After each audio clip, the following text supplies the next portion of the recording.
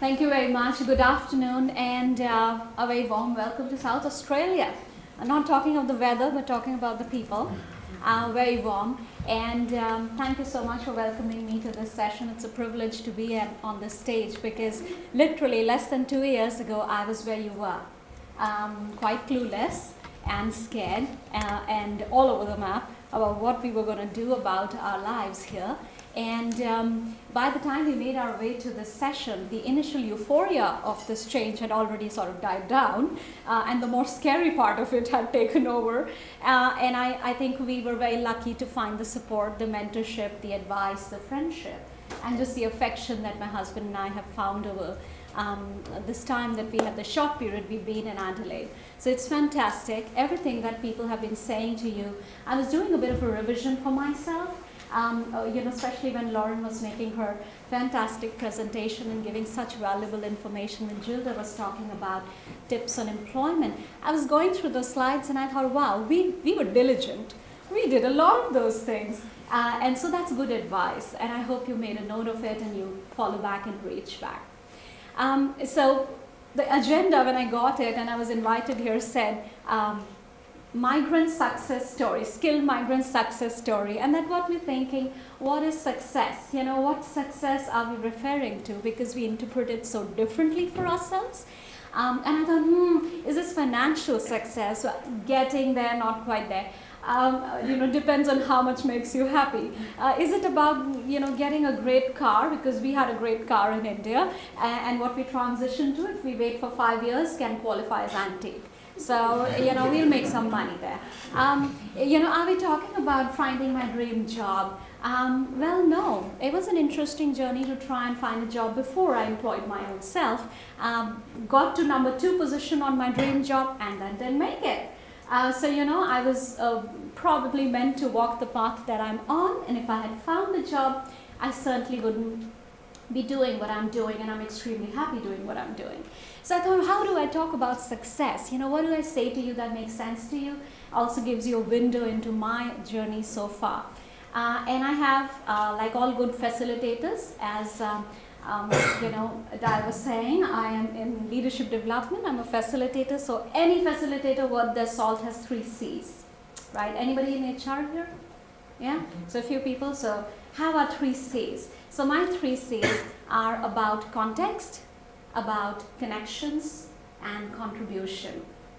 So let me talk to you briefly about all 3 of them, and then when we break out for a bit of cup of tea, coffee, you're very welcome to talk to me more about it.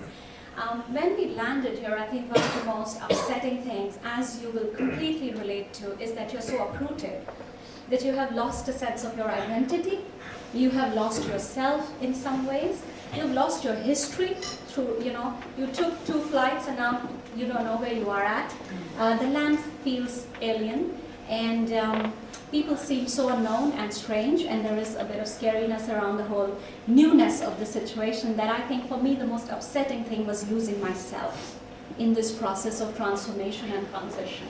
And it hurt. It hurt. It was confusing. It was disappointing in some ways and disillusioning as well. I know I'm using a lot of these words, but they describe my feelings. And I realized over time, as I got out, and I'll tell you how I got out and found myself, is that understanding the context is probably our biggest hard work as new people. Not getting the job, not starting that business.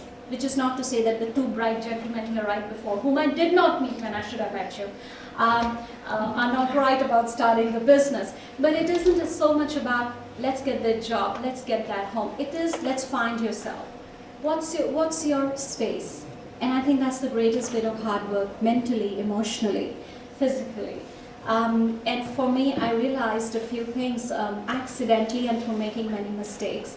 That my skills were great. Your skills are not discounted. They are still strong. We come from great careers and jobs and opportunities and organizations and probably our own businesses.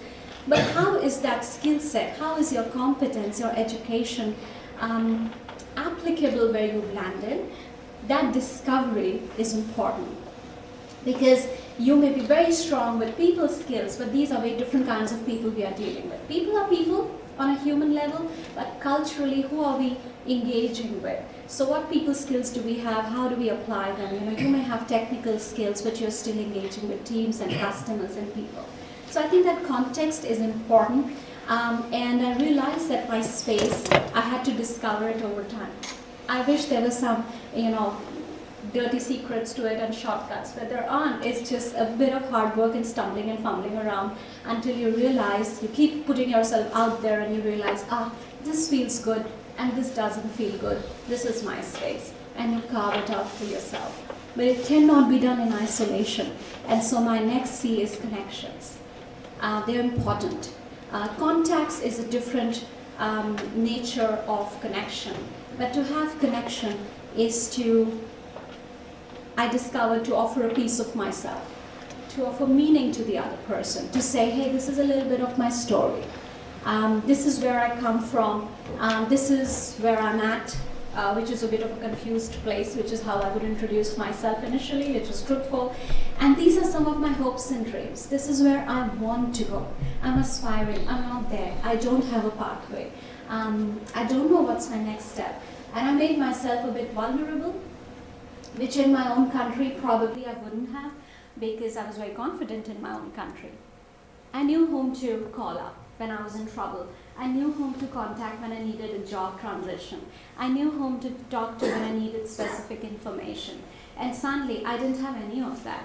And so I realized the value of being a bit vulnerable, of admitting that I didn't know anything, of being truthful enough to share that I'm a little lost, and that it's okay to be a little lost in life sometimes. We've taken a big step. It wouldn't be natural to just seamlessly go into stability. It doesn't happen like that, and we all know that, but we expect it. And when it doesn't happen, it hurts. And so for me, connections were about telling my story very quickly, far quicker than I am right now, because it's a conversation, one-on-one. And this was huge for me. When I made myself vulnerable and I said, hey, you know what, this is where I'm at, this is where I'm coming from, I'm going there, I realized that people who weren't in a massive transition as I was had something to share with me that was hurting them in their lives. And it took me completely by surprise. I wasn't prepared for that. People who belonged here, who had been born here, who lived here all their lives, who were very well settled, had things that they had to talk about, which were their hopes and fears and dreams. And I realized that that's a great way to connect with people at that human level, because we are also similar. How do you connect with someone? So I do have a little bit of suggestion for you. Please put yourself out there. Lauren shared some great suggestions. Literally, we discovered Meetup because of a presentation like that. Now I have my own Meetup for women. I run my own Meetup. And it's been a great place for me. I found a mentor when I attended someone's Meetup. I looked up Eventbrite and I said, which is a free event. Literally, I would just shamelessly go and say free, free, free, free. And then I would go to those free events. I would meet people until I reached a point where I could pay for an event and go if I chose to. But I realized that the more we put ourselves out there, the more we find opportunities to share our story, to share a piece of ourselves, and then we are memorable. Business cards are generally tossed aside. The last bit that I want to talk to you about is the contribution. And I think we've talked about volunteering. And I trust that volunteering can lead to a job.